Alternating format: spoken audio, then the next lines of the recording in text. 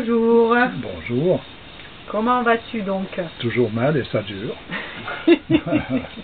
Bah, au moins il n'y a pas de surprise avec toi. Hein. Non, c'est vrai. Bon, par contre l'actualité est toujours pleine de surprises. Bah là en ce moment on n'en est plus à une près. Hein. Alors j'ai regardé, c'est un truc infâme, tu vois. Même pendant les obsèques de Charb, il y a celui qui a fait la page là, de Charlie Chaplin, j'allais dire. De Charlie.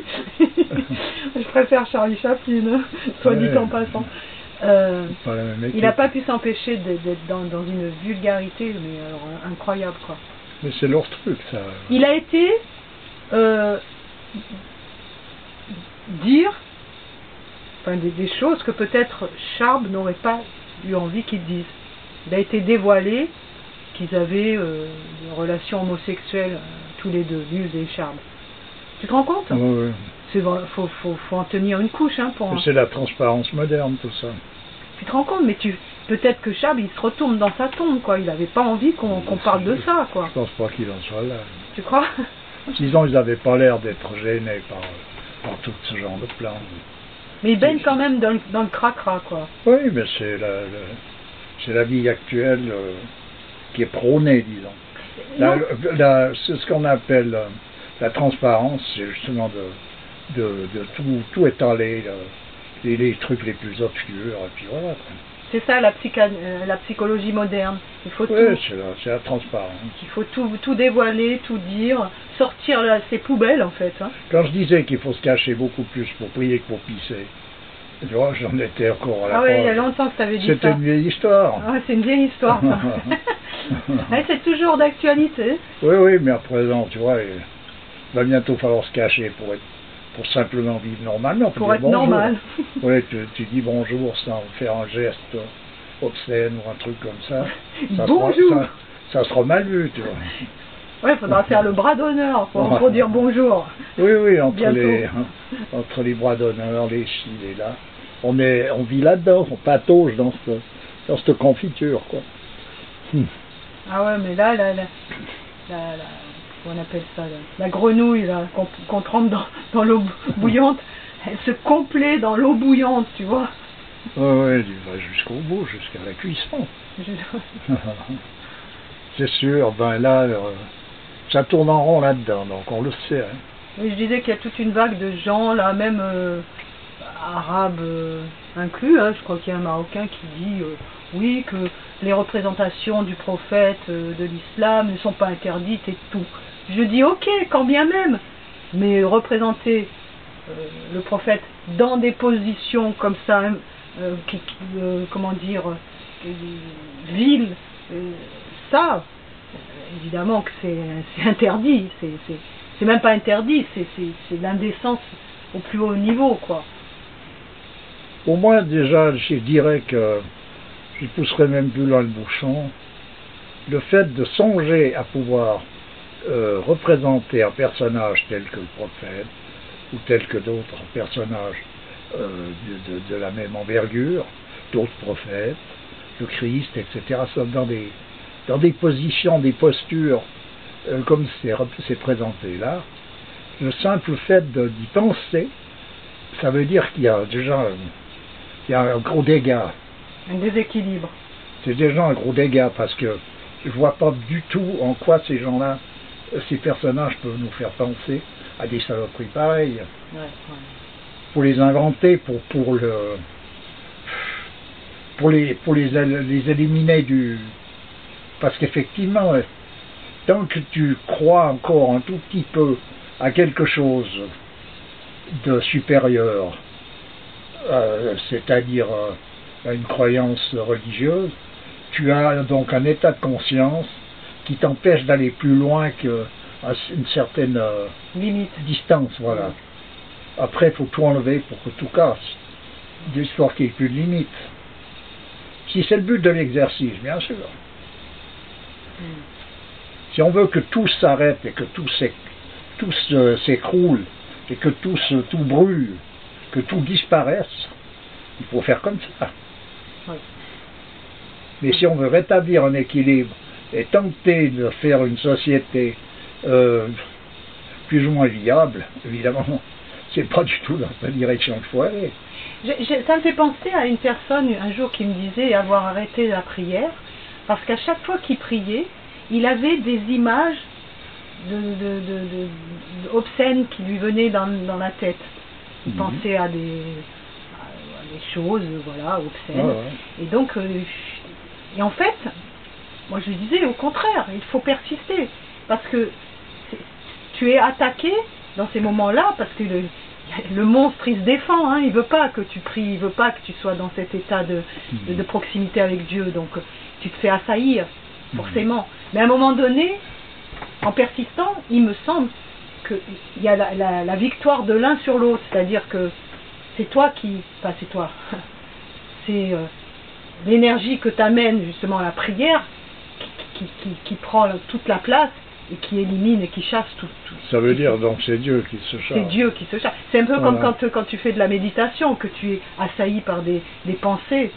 À un moment donné, ça s'apaise et tu finis par trouver une certaine sérénité. Puis même si tu la trouves pas, il faut continuer. Surtout si tu la trouves pas. C'est genre, on vient à Mère Teresa, qui à la fin de sa vie disait je ne crois en plus rien, mais je fais comme si c'était vrai. C'est ça, c'est qu'il faut dépasser toutes les considérations du ressenti qu'on peut avoir. On ressent ça, c'est comme si on se sent pas machin. Ça c'est la mode, tout le monde en est là, mais c'est pas là, c'est manipulable. Ouais. Tandis que l'intelligence comme telle, qui est le lieu de rencontre entre le suprahumain et l'homme, là il n'y a pas de place pour les perturbateurs. Parce que c'est le centre immobile. Voilà. Donc il faut aller s'en référer là. Il faut aller se connecter à ce centre immobile. Et là, en ce moment, elle est plutôt enterrée sous un tas d'immondices. Ah oui. On a corrompu tout ça pour transformer l'intelligence en malice. La malice, c'est de l'intelligence corrompue. Alors, on trouve un personnage extrêmement intelligent, parce qu'il arrive à faire toutes les saloperies impunément. Ah ben, on l'appelle pas le malin pour rien. Hein. Voilà. Et quand tu fais la pratique, par exemple, du dhikr, au début, c'est exaltant. Tu y trouves vraiment, parce que c'est une énergie telle que, voilà, tu es animé par ça. Puis progressivement, cette exaltation s'estompe, et ça devient une corvée. Bien sûr. Et c'est vraiment, il faut que tu te boostes pour y aller, quoi. Ouais. Si tu t'écoutais, tu lâcherais tout, tu laisserais tout tomber. Et ben c'est là qu'il faut continuer. C'est là qu'il ne faut pas lâcher prise. Parce que ça serait trop simple si c'était agréable. Ah, c'est sûr que lâcher prise, c'est une autre histoire. Le lâcher prise, et c'est qui est positif, disons, c'est de s'abandonner carrément à Dieu. Voilà. C'est ça le lâcher prise qui est, disons, positif. Ouais. Voilà. Tout à fait. C'est-à-dire à s'apercevoir de son incapacité, et puis de demander à Dieu comme dit la petite Thérèse, je vous supplie de monter la liberté de vous déplaire. Mais la discipline, justement, c'est se discipliner. Et pour autant qu'on puisse. Pour autant qu'on puisse. Mais une discipline, c'est fait pour ça aussi, pour t'apprendre à dompter ta volonté. Oui, mais on est loin du compte actuellement. C'est ça le problème. Parce que quand tu veux, par exemple, apprendre, je ne sais pas moi, à être musicien, par exemple, tu prends des cours. Tu passes aussi par cet état-là où c'est rébarbatif. Au bout d'un moment, tu fais tes notes tous les jours, tu fais les mêmes trucs, une espèce de répétition qui peut lasser. Mais petit à petit, progressivement, un jour, paf, il y a des choses qui se mettent en place à ton insu, et puis tu franchis des paliers, et puis tu finis par intégrer les choses. Il y a une analogie avec ce que tu dis, mais par contre, il n'y a pas une identité, dans le sens que la recherche de sa véritable origine, c'est une démarche où il faut déjà avoir le même feu sacré, on peut dire, que celui qui veut faire de la musique. Donc, c'est son occupation. Numéro 1, ça va jusque dans les rêves, déjà. Donc, il faut déjà en être à cette page. Puis ensuite de ça, les attaques, disons, pour empêcher cette réalisation, sont de plus en plus pénibles. Il faut avoir envie de trouver Dieu comme quelqu'un à qui on plonge la tête dans l'eau désire retrouver l'oxygène. Ouais. C'est-à-dire qu'il faut que ça devienne vital, ce désir. Ouais, c'est ça. Mais pour en arriver là, il faut d'abord être tombé plusieurs fois, tu vois, avoir touché le fond, être arrivé à un stade où tu te rends compte de tellement de l'inanité de ce qui t'entoure que tu finis par croire en plus rien. Plus rien te réjouit dans le monde, hein, dans le monde sensible. Tu as fait le tour de tout, tu es désillusionné de tout. Et là, et c'est pour ça que la souffrance et les épreuves, c'est quelque chose, quand la petite Thérèse de Lisieux disait que Dieu s'est surpassé en créant la souffrance, c'est vrai, parce que c'est que dans la souffrance que tu vas chercher ça. Sinon, quand tout baigne, tu es dans l'insouciance totale. Par contre, pour comprendre tout ça à sa juste valeur, c'est difficile, tu vois. Parce que quand tu souffres pour de vrai, et puis ça fait mal, puis tu aimerais que ça s'arrête. C'est normal. Oui, bien sûr. Mais ça s'arrête que quand Dieu veut. C'est bien, mais j'entends, c'est difficile de discuter de ces choses-là, parce que ça voudrait dire que ça s'arrête si Dieu le veut, ça veut dire que c'est Dieu qui a voulu qu'on souffre. Alors à un moment donné, ça devient compliqué de dire que Dieu est amour et qu'il cherche à nous faire souffrir. Pour quelle raison? C'est pour ça que la discussion est difficile. Mais Dieu, voilà. Est-ce qu'on ne souffre pas parce qu'on est contrarié de ce que Dieu nous donne? Est-ce qu'il ne faut pas, comme Sainte Thérèse de Lisieux a dit à un moment, faire, c'est être désirer être en accord parfait avec la volonté de Dieu? Oui, mais être en accord parfait n'enlève pas le fait que quand tu souffres pour de vrai. Bon, alors tu peux être en accord parfait, comme la petite Thérèse en question, c'est-à-dire d'accepter cette souffrance en sachant d'une manière certaine qu'il s'agit là de la grâce divine qui te fait passer par là pour t'amener dans le plus beau jardin, quoi. Tu dois passer par là pour aller pour rejoindre le paradis. Bon, tu en as la conviction, tu en es certaine, et tu y vas. Bon, c'est cette certitude et cette foi qui te donne la force de surpasser, pas de surpasser, mais de surmonter l'épreuve, on peut dire. C'est-à-dire de pouvoir la supporter.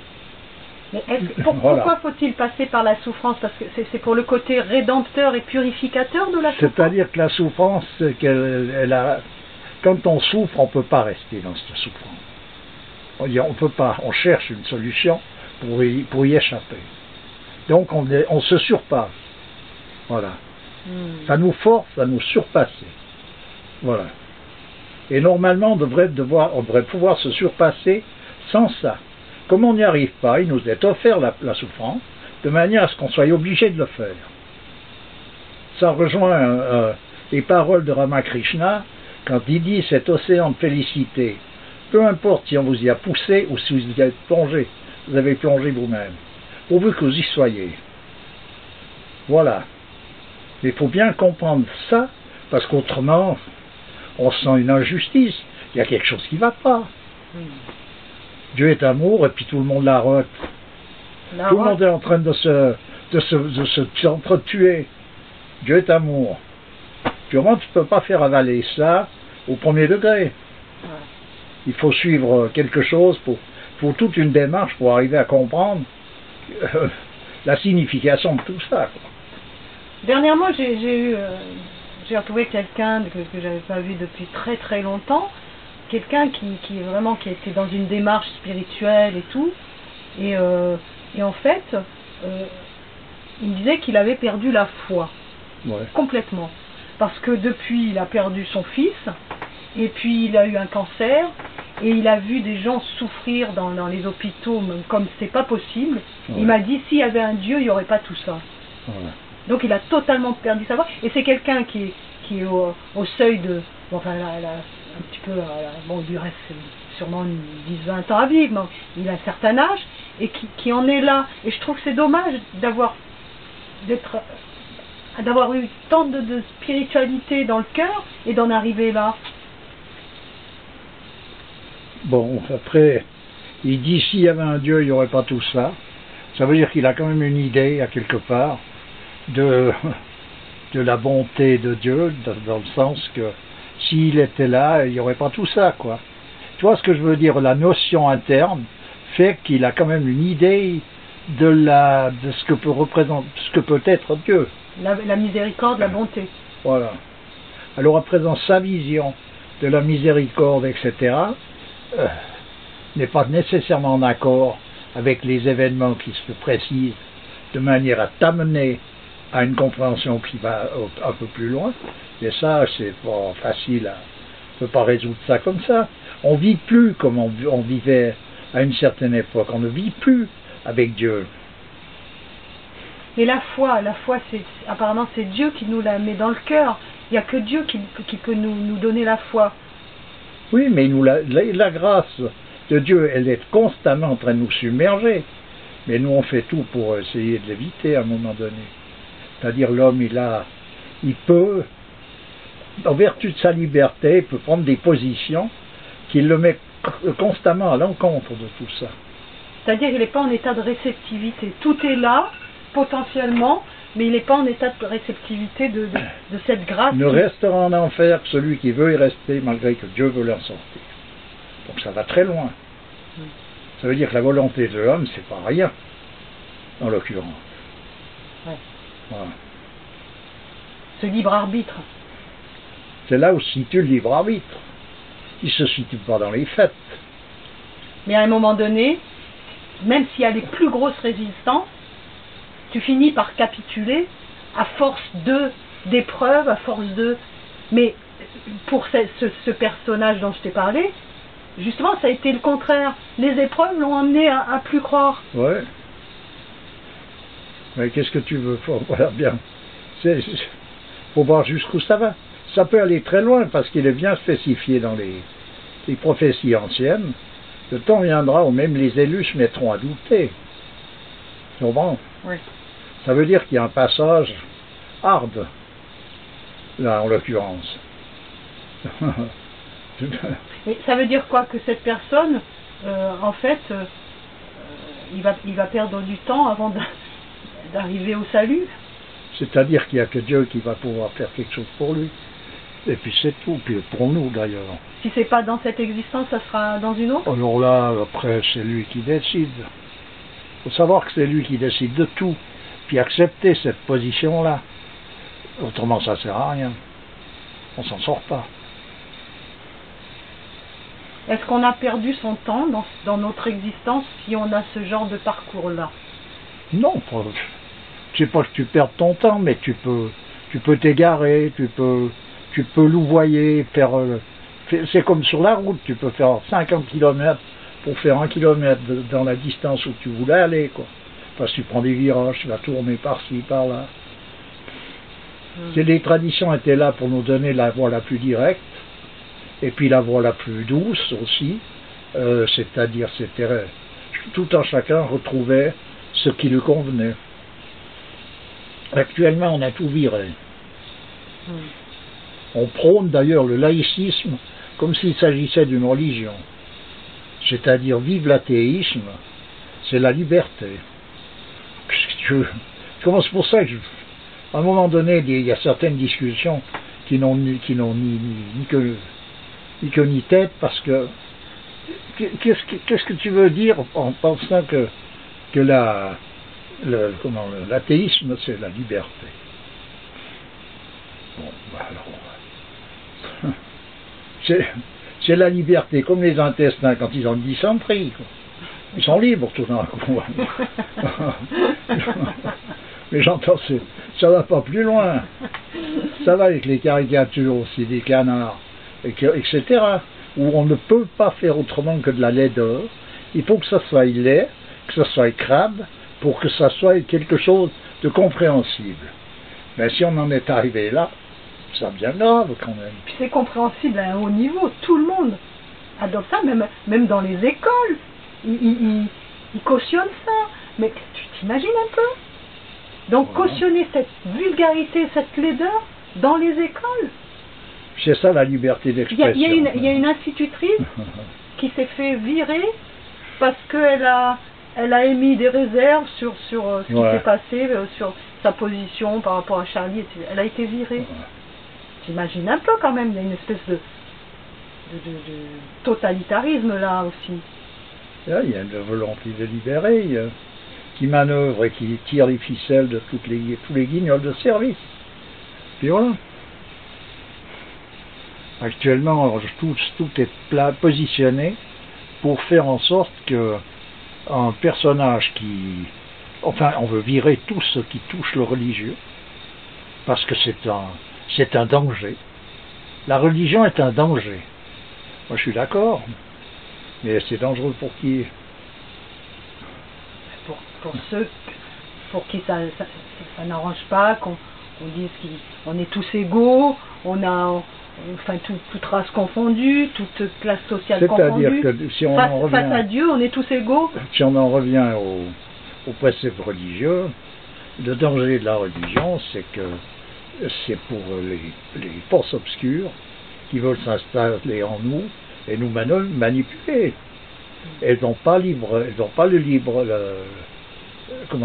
liberté de pouvoir le faire sur un homme de prière. C'est-à-dire que ces forces se heurtent à une énergie tellement puissante.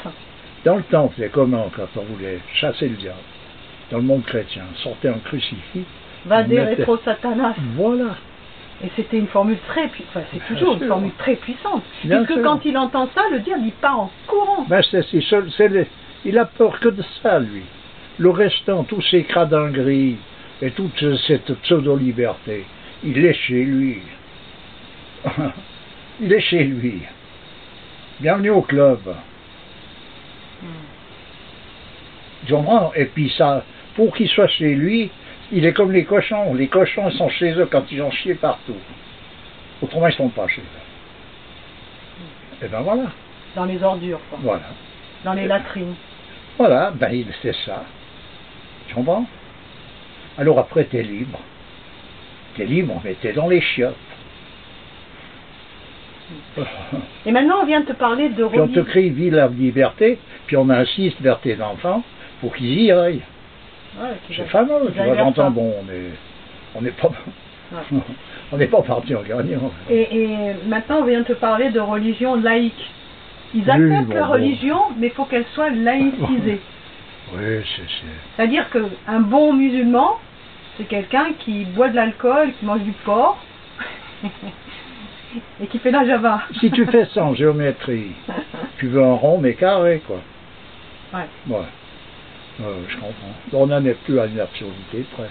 Mais il y a beaucoup de gens qui marchent là-dedans, hein. Ouais.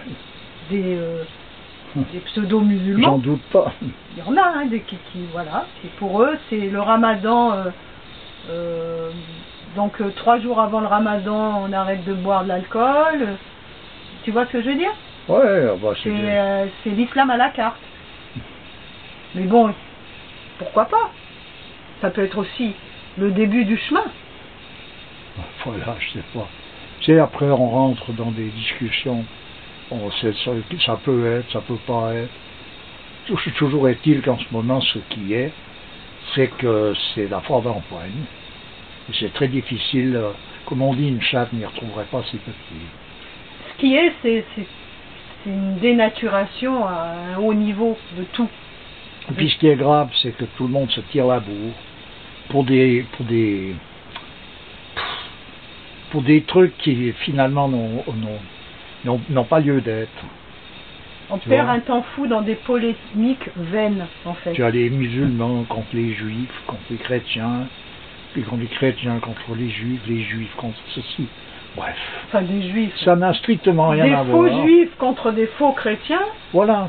Si c'est pas des vrais juifs contre les vrais Ben, chrétiens, ni voilà. les vrais musulmans. Voilà, c'est toujours la même histoire.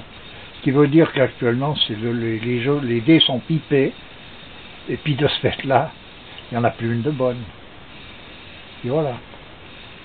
Donc il faut essayer individuellement de retrouver la direction dans laquelle il faut se lancer, et puis y aller avec la grâce de Dieu. Et puis c'est tout. En fait, il faut ce que l'on appelle la volonté. C'est la volonté de pouvoir se résigner. Ouais. La volonté, elle ne sert pas à gravir les montagnes, mais à gravir disons, à accepter l'humilité. C'est ça le bon commandement. À accepter l'humilité Ouais. ou à être humble. Oui, ben faut l'accepter pour être humble. Ouais. La petite Thérèse, il y a une de ses novices qui disait il est dur le chemin qui mène au sommet de la montagne. Il est dit au sommet de la montagne, mais Dieu vous attend tout en bas dans la vallée de l'humilité. Voilà.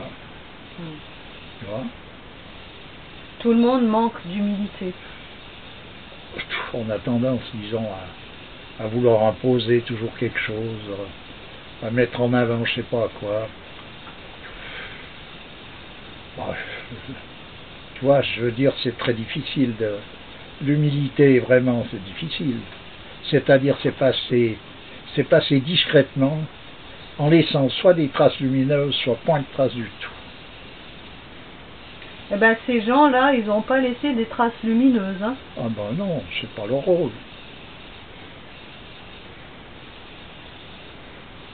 Mais on en est à cette époque, tu comprends? Si tu mets en route Internet, mettons qu'il y aurait la petite Thérèse de Lisieux sur Internet, et puis il y a d'un autre côté, il y a une autre vidéo, Nabila. voilà, où Lady Gaga. Qui c'est qui fait le plus de vues? Bah, Et ben voilà, c'est pas la petite Thérèse de Lisieux. parce qu'on en est là. On en est à cette page. Alors celui qui recherche la route, c'est vrai qu'il y a une difficulté. À cause de ça, c'est qu'on voit qu'on est dans un marasme. Puis je comprends les gens qui peuvent se poser la question en se demandant pourquoi Dieu accepte que les choses se passent comme ça.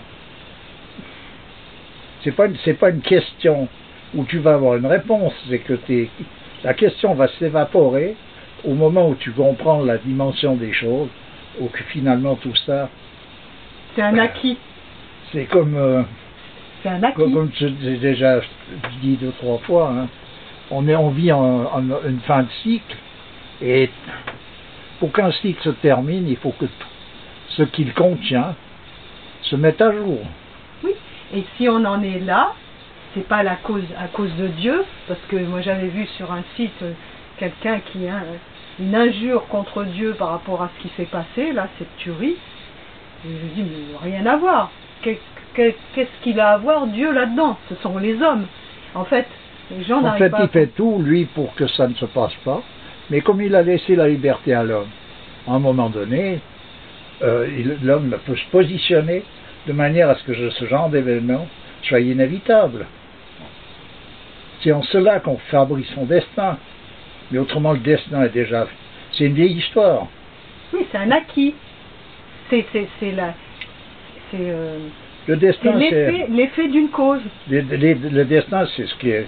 Quand on dit c'était écrit, que ce soit dans l'islam ou dans d'autres traditions, si c'était écrit, ben donc c'était écrit quelque part. Ça veut dire que c'était prévu d'avance. Voilà. Donc c'est l'époque dans laquelle on évolue. D'ailleurs, il n'y a qu'à voir les prophéties anciennes, qui ont plusieurs milliers d'années. On t'explique tout ce qui va se passer, et puis on est en train d'y être, Et ça se passe comme ils l'ont dit. Donc c'était bien écrit quelque part. Voilà. Alors pour remonter la filière de manière à comprendre où c'est écrit, pourquoi c'est écrit, qu'est-ce qui est écrit, qui écrit, ça c'est toute une démarche qui ne peut pas être faite en quelques minutes ou en quelques heures, comme ça dans une discussion. Il faut une pratique. Et dans la pratique, les réponses, elles te viennent de manière concrète? Oui. À un moment donné, bien sûr. Parce que comment est-ce que tout devient une évidence. Oui, ça devient évident. Tu vois? À un moment donné, tu ne poses pas des questions. Tu ne poses pas de questions. C'est comme ça. C'est comme ça. C'est évident que ce soit comme ça. Et c'est quoi la perception avec l'œil du cœur, ça? On peut dire ça, oui. C'est-à-dire c'est l'œil du cœur qui voit la réalité telle qu'elle est, la réalité avec un grand R. Ouais. Pas ces réalités relatives. Qui sont des illusions. Qui sont des illusions. Mmh. Dans toutes les traditions, on t'explique ça.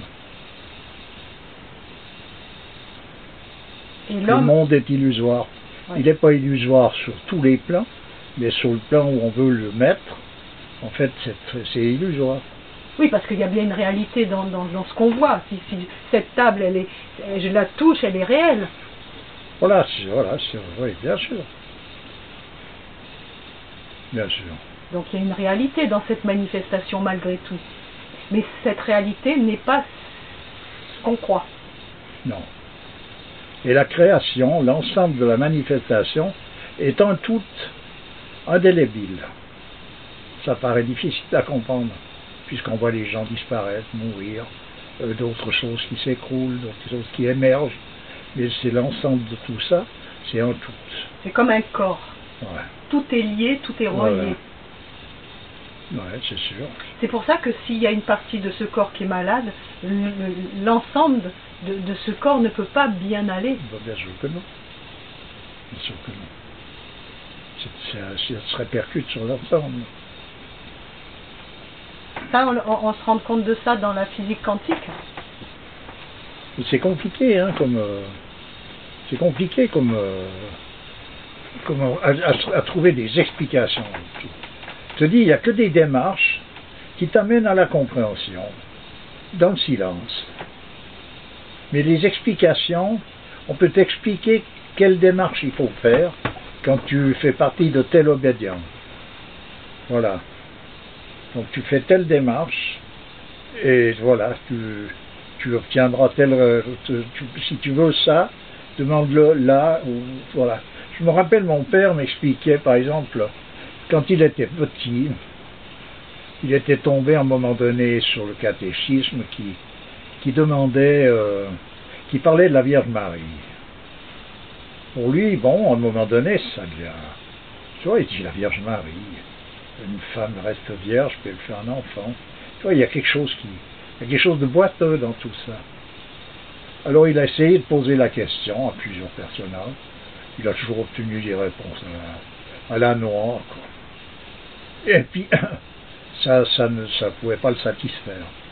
Et il est tombé sur un vieux curé de quartier qui, lui, n'avait pas nécessairement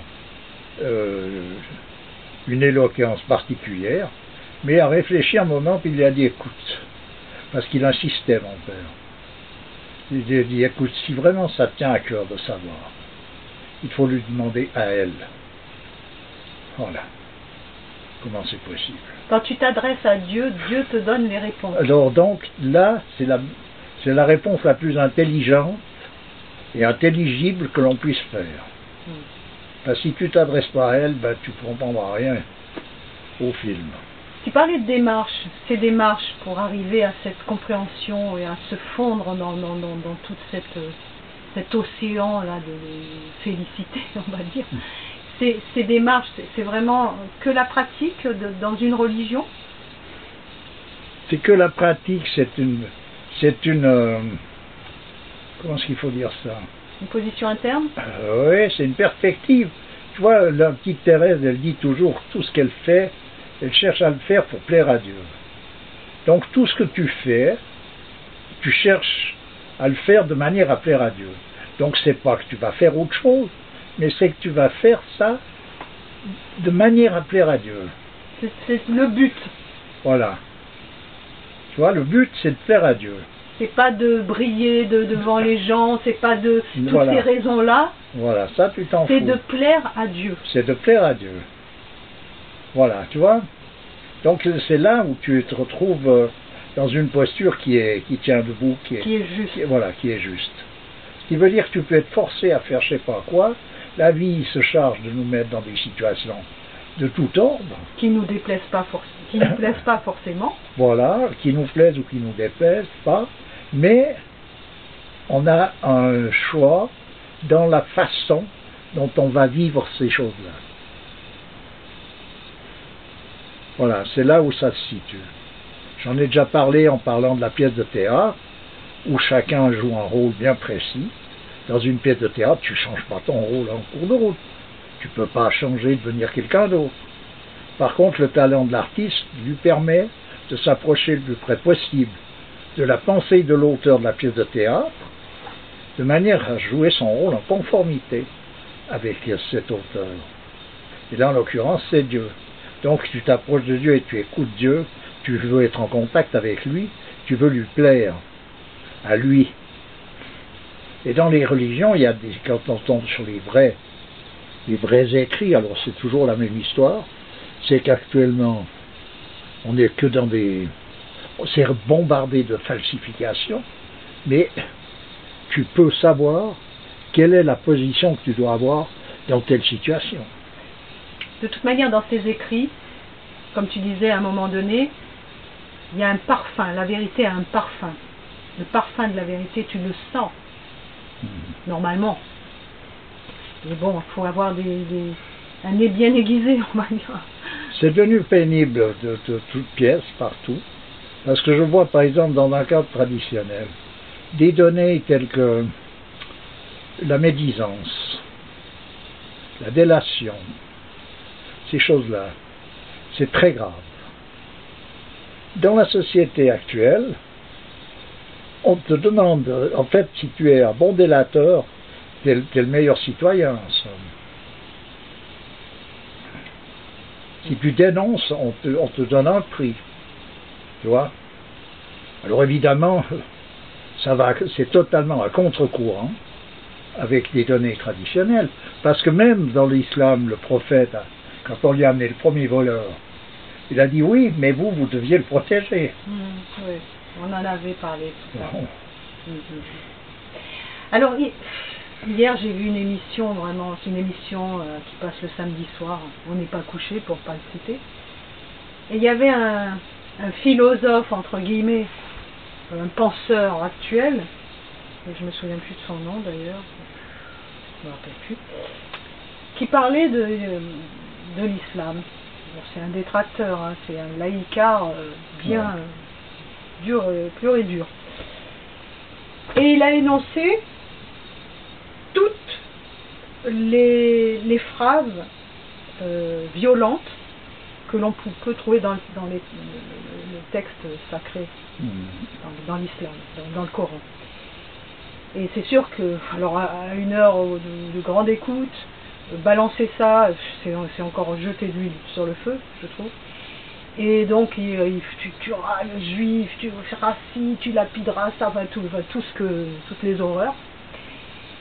Et heureusement, il y a eu quelqu'un qui l'a contredit, qui lui a dit, mais bon, ok, mais dans le Testament, le Premier Testament, le Deuxième Testament, il y a aussi toutes ces choses-là.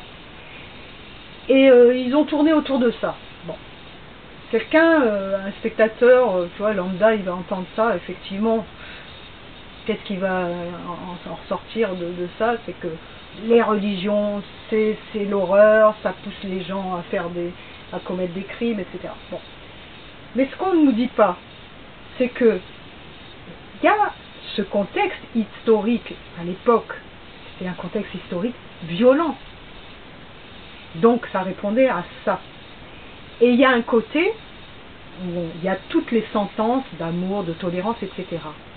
Et ils ont tout, enfin, on mélange tout, et ça fait une espèce de bouillabaisse là, où plus personne ne s'y retrouve, et chacun prend ce qu'il veut pour justifier ses actes, ou, tu vois ce que je veux dire. Donc, ce qu'il faudrait quand même, c'est qu'à un moment donné, il y ait des gens, les représentants des religions, qui viennent expliquer ça, qui viennent dire que quand le prophète a dit telle chose qui peut paraître belliqueuse, c'est par légitime défense, parce qu'à l'époque, on les poursuivait, on voulait les tuer, ceux qui venaient, les musulmans qui venaient apporter cette belle parole d'amour et de tolérance, parce que ça n'arrangeait pas les gens à l'époque, ça remettait en cause leurs privilèges, etc. Donc on voulait les tuer, et c'est pour répondre à cela qu'il y a toutes ces phrases-là de violence, c'était pour répondre à cette violence-là. C'est difficile parce que pour arriver à comprendre exactement, ça veut dire qu'il faut retrouver la mentalité de l'époque, autrement tu comprends approximativement. Voilà. En fait, si on s'en tient au commandement divin, mais la difficulté c'est de les trouver parce qu'actuellement, sur les écrits qui se font, moi j'en trouve pas beaucoup, ça tient debout, hein, ouais. Franchement parler. J'ai eu la chance, moi, de côtoyer des personnages qui ont une dimension exceptionnelle. C'est le cas de M. Chuon, qui était donc, pour moi, un personnage, c'est un saint. Alors qu'un saint, il a une attitude et il a réponse, il te positionne les choses à un emplacement où toutes ces considérations-là, tu t'aperçois que c'est dû rajouter par des personnages qui n'ont pas compris de quoi il était question. Moi, j'ai essayé de lire des traductions du Coran, c'est illisible pour moi. Voilà. Ça n'a rien à voir. C'est illisible, tout simplement. Alors c'est vrai que les gens ils n'y comprennent plus rien, parce que d'un côté, c'est paradoxal, d'un côté on te dit Dieu est amour, et d'un autre côté il te dit il faut tuer, l'égorger, le machin. Plus personne. Oui, puis il y a le moralisme qui est là. Dans les églises chrétiennes c'est pareil, partout il y a un moralisme, il y a une position complètement arbitraire en tout. Alors évidemment c'est clair que c'est compliqué. Mais disons on avait déjà donné quelques références, je recommencerai en expliquant qu'il faut s'intéresser à des personnages tels que M. Chuon, tel qu'un oncle Guénon, oui. Comme M. Bourcard. Après, il faut avoir affaire à des écrits authentiques, directs des personnages. Quand je parle de la petite Thérèse, par exemple, du Padre Pio, de gens de cet ordre, où là, il te donne la dimension de ce que représentent toutes ces choses-là. Autrement, on est à côté de la question. Tu vois, même par exemple, dernièrement, j'ai mis sur mon Facebook 3 petites vidéos de ce qui est fait pour les enfants. Ouais. 3 vidéos différentes. Une vidéo qui est pour l'islam, une vidéo pour le christianisme et une vidéo pour le judaïsme. Donc, ouais, j'ai déjà vu. Et quand tu vois comment c'est fait, à un moment donné, tu parlais de moralisme, dans la vidéo par exemple pour l'islam, c'est une chanson là qui dit Bismillah, Bismillah, il faut dire Bismillah avant de manger, ta. Donc les petites filles elles regardent ça, c'est tout mignon, tout machin, tout mignon entre guillemets parce que on dirait du Walt Disney, hein. Et à un moment donné, il y a une figure qui sans doute représente le diable, qui est là, qui dit attention, hein, avec presque le doigt en train de faire ça, si tu fais pas ça, si tu dis pas Bismillah, hein, attention, tu vois le spectre de l'enfer, etc. Quand tu enseignes les choses de cette manière-là, évidemment qu'on en arrive à ça, à ce qu'on voit actuellement. C'est-à-dire une société où Dieu, c'est le méchant monsieur qui a le bâton, là, ou la carotte, hein, et puis que, voilà, on en est là, et on réduit Dieu à ça. Oui, c'est lui qui nous prend pour un con, quoi. Ouais, non, mais je comprends. Tu vois, mais donc, j'ai vu ces machins, c'est de la caricature. Et la caricature, c'est quelque chose qui va à l'encontre de toute donnée spirituelle. Dans les traditions et dans les dessins et dans les représentations de tout ordre, on utilisait la stylisation. La stylisation, c'est l'envers de la caricature, dans le sens que la stylisation, elle fait ressortir le beau, la qualification des choses. Alors que la caricature, c'est le contraire. C'est l'inverse, voilà. Alors le simple fait de caricaturer ces choses-là, c'est déjà, tu vois, c'est pour ça, enseigner une religion à la Walt Disney, quand tu vois ce que Walt Disney, comment il caricature les animaux, les hommes, les noirs, enfin tout, c'est monstrueux. Alors voilà, ça a l'air d'être, tu vois, c'est comme c'est avec des petites chansons, tout le monde rigole. Ah c'est le côté rose bonbon. Le côté rose bonbon, tout le monde prend ça pour argent comptant, mais ça fait des dégâts monstrueux. Bien sûr. Parce que ça te fait passer des choses d'une manière qui est complètement inversée. Ouais, bien sûr. Mais le sachant, donc t'es pas obligé d'en avoir chez toi, quoi. Bah oui, mais la plupart des gens, quand ils parlent du monde merveilleux de Walt Disney... Ben ma foi, qu'est-ce que tu veux faire? Ils verront bien si tout d'un coup, ils le voient différemment. Tu peux pas convaincre, tu peux personne convaincre de tout ça. Toi, tu vois, si toi tu le vois, qu'en fait c'est caricatural, puis que ça n'a aucun rapport avec la réalité, ou bien alors tu le vois pas, puis ma foi, pour moi je vois pas comment on peut le faire. Hein. Moi je suis pas thérapeute. Oui, mais moi, il y a des gens qui passent ça à leurs petits-enfants, à leurs enfants, ils disent mais c'est bien, maintenant qu'on leur passe ça, ils disent bismillah, toute la journée, les enfants, c'est mieux que rien quand même. Ah ben bien sûr, c'est ça. Le jour où ils seront dans la contrariété, ils foutront ça là, en disant tu nous as pris pour des cons. C'est tout, c'est le résultat, c'est pour virer ça, il n'y a rien de tel que des conneries de cet ordre. Voilà. Parce que c'est en leur les enfants. Tu veux virer le bon, tu caricaturises le bon. Caricature. Et la caricature en elle-même l'emporte. Voilà. Ah ben de toute manière, une fois que quelque chose est caricaturé, l'original, tu l'oublies. Tu ne penses plus qu'à la caricature. Tu fais ressortir par exemple quelqu'un qui a un nez un petit peu proéminent, tu fais un bon dessin avec un nez bien proéminent, la personne, après tu vois que ça sur son visage. Bien sûr. Donc c'est du subliminal tout ça. C'est ça. Bon, je les ai vus, ces dessins, j'en ai vu d'autres d'ailleurs. Ces films pour les enfants, pour les éduquer sur le sens religieux. C'est une honte. Pour moi, ça n'a pas de nom, voilà. Mais c'est comme ça. Vaut mieux rien que ça. Bon alors, 200 fois. Bien sûr, on ne va pas mettre des saletés pareilles. Dans la tête et dans le cœur des enfants. C'est comme si tu me disais, mieux vaut ne rien manger que de manger du poison. Oui. Bien sûr. Tu vois, t'as faim, essaye de t'abstenir, mais va pas manger ça, tu vas en mourir. Non, ben on tue les enfants dans l'œuf, tu vois, un peu actuellement, avec toutes ces saletés.